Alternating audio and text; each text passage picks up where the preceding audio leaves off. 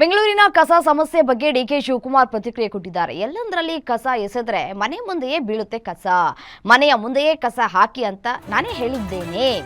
ಡಬ್ಬ ಇಟ್ಟುಕೊಂಡಿದ್ದೀರಿ, ನಮ್ಮ ವಾಹನ ಬರುತ್ತೆ, ಅದರಲ್ಲಿ ಹಾಕಿ. ಅದನ್ನು ಬಿಟ್ಟು ರಸ್ತೆಗಳಲ್ಲಿ ಕಸ ಎಸೆಯೋದು ಎಷ್ಟರ ಮಟ್ಟಿಗೆ ಸರಿಯಲ್ಲ.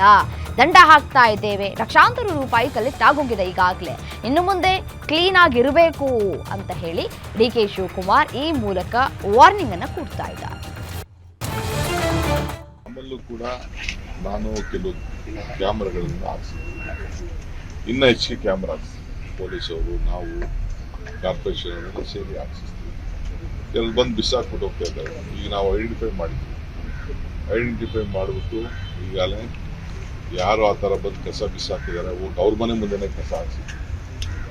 ಹೇಳಿದ್ದೀನಿ ನಾನು, ಎಲ್ಲ ಯಾರು ಆ ಥರ ತಂದು ಕಸ ಹಾಕ್ಬಿಟ್ಟು ಹೋಗ್ತಾರೆ, ಹೋಗಿ ಅವ್ರ ಮನೆ ಮುಂದೆ ಕಸನ ಹಾಕಿ ಸೊ ಹಂಗೆ. ಆಮೇಲೆ ವಾಹನಗಳಲ್ಲೂ ಕೂಡ ಕಸ ತೆಗೆದುಕೊಂಡು ಮುಚ್ಚಬೇಕು ಅಂತ ಅದಕ್ಕೆ ಅವ್ರ ಮೇಲೂ ದಂಡ ವಿಧಿಸಬೇಕು, ಆ ಮನೆಗಳ ಮೇಲೂ ದಂಡ ವಿಧಿಸಬೇಕು. ನಾನು ಎಲ್ಲರಿಗೂ ಮನವಿ ಮಾಡ್ತೀನಿ, ನೀವು ನಿಮ್ಗೊಂದು ನಿಮ್ಮ ಮನೇಲಿ ಡಬ್ಬ ಇಟ್ಕೊಂಡಿರಿ, ನೀವು ಕಸ ಹಾಕಿಟ್ಕೊಳ್ಳಿ. ನಮ್ಮ ವಾಹನಗಳು ಬರ್ತವೆ, ಆ ವಾಹನಗಳಿಗೆ ನೀವು ಕೊಡಿ. ಇದು ಬಂದು ಕಾನೂನನ್ನ ಈ ಬೆಂಗಳೂರು ನಗರಕ್ಕೆ ಕಸ ಹಾಕಿ ರೋಡ್